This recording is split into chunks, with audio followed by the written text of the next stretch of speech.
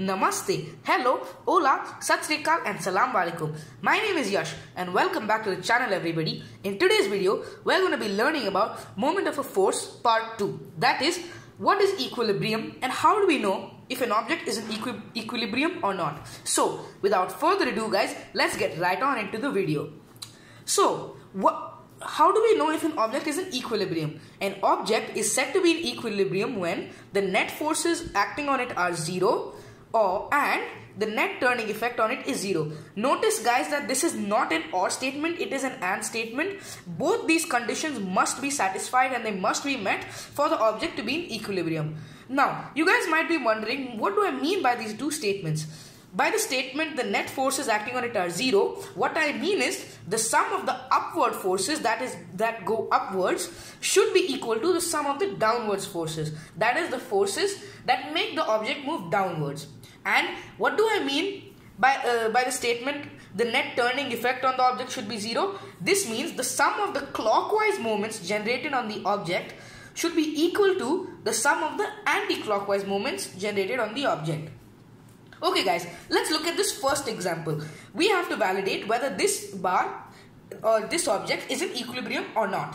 So guys, let me just give you a brief description of this layout. I have a metal bar over here and I have a pivot over here, and this pivot is at the center of the mass of the bar. Guys, if you're unfamiliar with the terms such as center of mass, turning effect, moment of a force, anti-clockwise moments, clockwise moments, then please feel free to refer to my first video.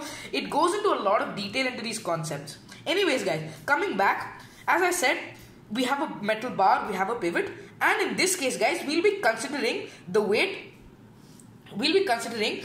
of the metal bar. So guys, the weight of the metal bar is said to be concentrated at its center of mass. Now what is the center of a mass of an object guys? The center of mass of an object is the point at which all the mass of the object seems to be concentrated. So for symmetrical objects or shapes like circles, rectangles, squares, rhombuses, the center of mass is at its geometrical center. So for a rectangle guys, the center will be somewhere around here. So I've taken the center for this rectangular metal bar to be around here. So guys, as we all know, the mass of the object seems to be concentrated at its center of mass. So the mass of this metal bar will be concentrated at its center of mass, and hence guys, the mass will also have weight. That is, gravity will exert a force on this mass. So guys, what is the gravitational force exerted on this object? That is 100 newtons. And since gravity always acts downwards, the weight of this bar is 100 newtons downwards. Now guys, this 100 newtons upwards is the normal force. That is, it is the equal and opposite force exerted by the pivot on the bar. And guys, this is in accordance with Newton's third law of motion. Newton's third law of motion states that every action will have an equal and opposite reaction. So in this case, the action is a force of 100 newtons downwards. So what will be the reaction? It will be equal, that is 100 newtons, and it will be opposite, that is upwards. So the reaction will be the normal force of 100 newtons acting upwards.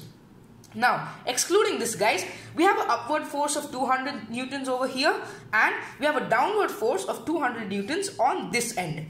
So guys, now let's check if the net force is 0. That is, the sum of the upward forces is equal to the sum of the downward forces. What is the sum of the upward forces guys? 200 plus 100, that is 300. And the sum of the downward forces is also 300, because both the downward forces total up to 300. So guys, we can conclude that the net force is 0 because the sum of the upward forces is equal to the sum of the downward forces.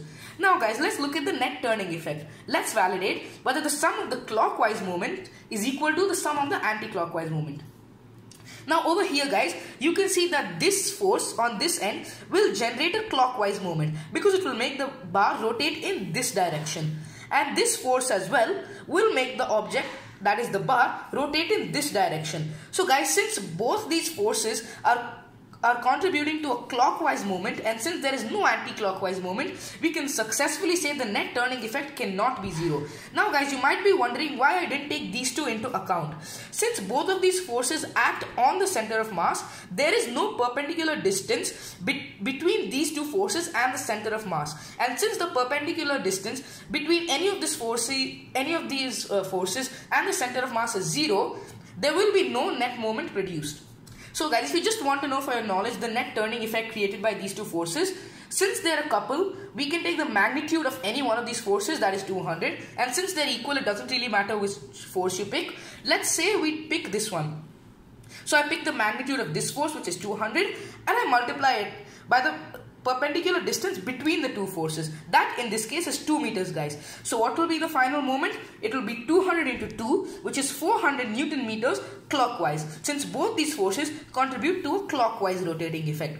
Hence guys, we can successfully conclude that this object is not in equilibrium, because although its net force might be 0, its net turning effect is not 0. Okay guys, let us move on to the next example now. Let me just flip over the page, guys, just a second. Very sorry guys for the inconvenience. As you know, my board is still getting repaired, so I'll have to make do with a notebook now. Okay guys, let's look at the second example. Over here we once again have a metal bar, a pivot. The weight of the bar is 100 newtons, and once again the pivot exerts an upward equal and opposite force of 100 newtons, the normal force and the weight. Now guys, this time we have two upwards forces at each end of 200 newtons each. So at this end we have a force of 200 newtons upwards, and at this end as well we have a force of 200 newtons upwards.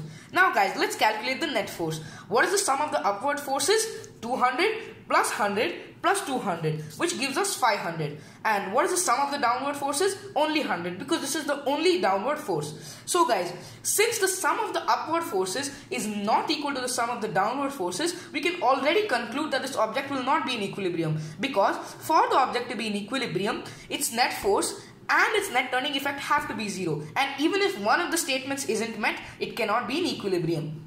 Okay guys, moving on to example number 3. Over here, we have this very same bar, the very same pivot, but the exception in this case is, guys, that this bar is much heavier than those in the previous examples. So this bar, guys, exerts a weight of 400 newtons downwards, and this time there is only a normal force of 100 newtons upwards. So as you can see, guys, these forces are not balanced, that is, they are disbalanced. And on this end, guys, we have a force of 150 newtons upwards, and on this end as well, we have a force of 150 newtons upwards. Now guys, let's calculate the net force acting on the bar. So the sum of the upward forces is 150 plus 150 plus 100, which gives us 400. And the sum of the downward forces is 400. So since both the sums are equal, we can say the net force acting on this object is 0. Now moving on to the net turning effect, guys, let me just turn the page 1 second. Moving on to the net turning effect, first let us calculate the clockwise turning effect and then the anti-clockwise turning effect.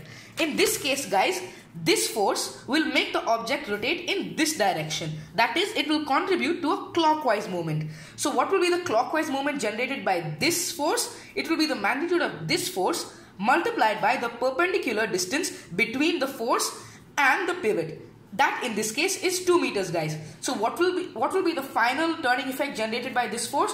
150 times 2, which is equal to 300 Newton meters clockwise. As you can see, I have done that calculation over here. Now guys, coming over to this force will also generate a turning effect of 300 Newton meters, but in the opposite direction, that is in the anti-clockwise direction. Now how do I know this, guys? This is because the perpendicular distance between the pivot and the force is 2 meters and the magnitude of the force is 150 newtons. So once again, 150 times 2 will give us 300, which will give us a turning effect of 300 Newton meters anti-clockwise. Sorry guys, that was my mistake. So guys, what is the net turning effect? The net turning effect can only be 0 if the sum of the clockwise moment is equal to the sum of the anti-clockwise moment. So in this case, guys, the sum of the clockwise moment, since there is only one, is 300 Newton meters, and similarly the sum of the anti-clockwise moment is also 300 Newton meters. And since both of these are equal, guys, we can successfully say that there is no net turning effect on the object. And hence, guys, since there is no net force and there is no net turning effect, that is, net force is 0 and net turning effect is 0, we can successfully say that this object is in equilibrium. Thank you so much for watching, guys. I really hope you enjoyed this video. If you like this video, please hit the like button, share this with family and friends, and remember to subscribe to my channel. Not only this, guys, but along with this, also remember to hit the bell icon so that whenever I upload a new video, you're always going to be notified. Guys, if you have any comments, queries, anything anything you want to let me know, or if you find any topic hard, not just in physics but in any subject, please do post it in the comment section and I'll get back to you as soon as I can. Finally guys, if you want to see my last 2 videos and if you want to subscribe to my channel, the links will be on the screen. Once again, thank you so much for watching guys. I really hope you enjoyed and I will see you guys in the next one. Bye bye.